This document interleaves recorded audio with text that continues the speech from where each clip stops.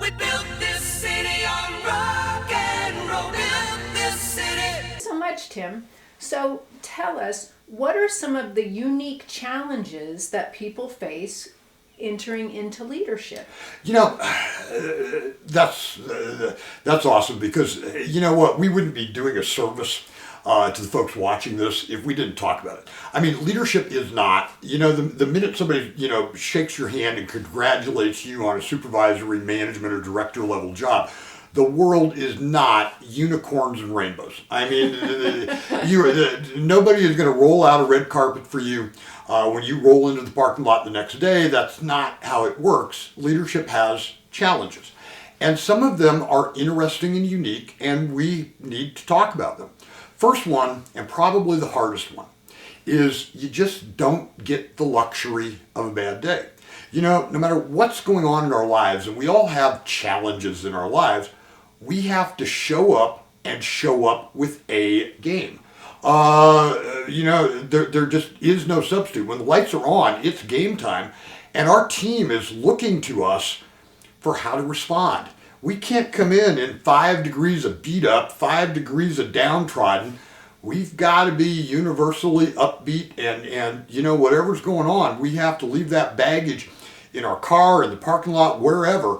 That just can't come with us. Some of the other challenges that I'd like to share with you, kind of smaller ones, I guess, if you will. This is a harsh reality for some folks. Not everybody is going to like you. Matter of fact, there's going to be a pretty good population that just plain and simply doesn't care for you very much. And that's okay. You're not going to lead. You should not lead ever by popularity. Do I want you to be liked? Absolutely. But that's not an end game. I'd much rather you always be respected than universally liked and loved. And one of the other big challenges that I'd like to take a second and share with you too, when you do move into a leadership role and continue growing in your leadership career, the relationships that you have with people change. They change and they have to change.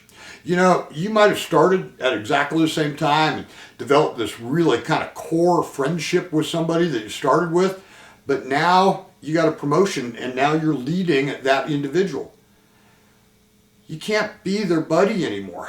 You know, you just can't. It's not going to work. It's not going to really work on any kind of level.